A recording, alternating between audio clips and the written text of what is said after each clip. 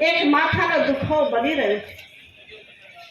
આજે દેશની અંદર આપણું આર્થિક સ્તર સુધરીને આજે 5મા સ્તરે આપણે જઈ રહ્યા છીએ।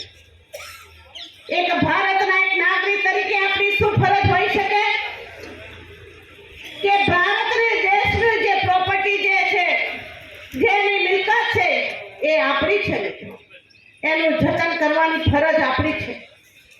માત્ર 15મી ઓગસ્ટ અને 26મી જાન્યુઆરી એનો ઉજવવાથી એ રાષ્ટ્રભક્તિ કહેવાતી નથી, પરંતુ આપણા રગે રગની અંદર, આપણા શરીરની અંદર એક દેશ માટે એક દેશરાજ આપણે હોવી જોઈએ।